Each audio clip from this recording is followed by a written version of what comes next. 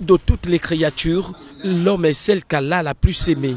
C'est pourquoi il a doté des avantages dont ne jouit aucune autre créature, à l'exemple des 5 sens, afin de l'adorer. C'est le rappel du serment de ce vendredi 28 novembre 2025 à la mosquée à Brar des Bessieux. Nous, membres que Allah nous a donnés gratuitement, avec les milliards, on ne peut pas avoir. Même un petit doigt, si on te dit qu'on coupe ça, on te remplace ça avec 100 millions, il n'y a personne qui va accepter. Mais Allah nous a donné ça gratuitement. Et puis, qu'on se souvienne quelque chose, Allah ne nous a pas donné ça pour seulement amusement. Il faut qu'on travaille avec ça. Des choses sérieuses. Première chose, c'est l'adorer et les remercier. Comme l'imam a dit, les remerciements de chaque membre, c'est d'adorer Allah avec cet membre-là. Et de s'éloigner avec cet membre-là des interdictions de Allah. Comme on commence par les oreilles, écouter les choses qui sont interdites, ou bien des choses comme ça. Les yeux aussi regarder ce qui est interdit, et aussi la bouche de parler ce qui est interdit, ainsi de suite. Donc, on profite avant que, parce qu'un jour viendra, tout ça là, on n'aura pas ça. Avant même la mort, il y aura parmi nous qui vont être aveugles. La personne va regretter le temps qu'il voyait. S'il avait utilisé ça dans la lecture des Corans ou bien d'autres choses sur le chemin d'Allah, s'il n'a pas fait ça, il va regretter. Donc c'est un peu sur ça.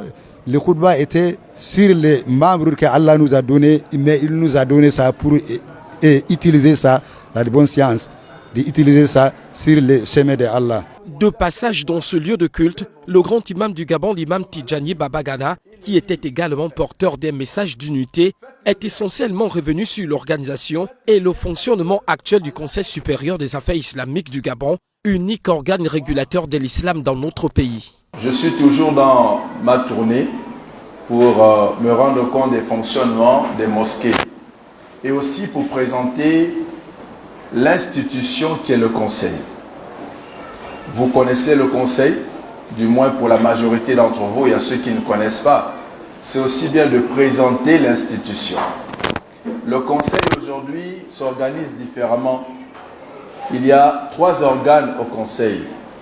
Nous avons le chef de la communauté, Abdourazak Kabongo, qui est le chef de la communauté musulmane du Gabon.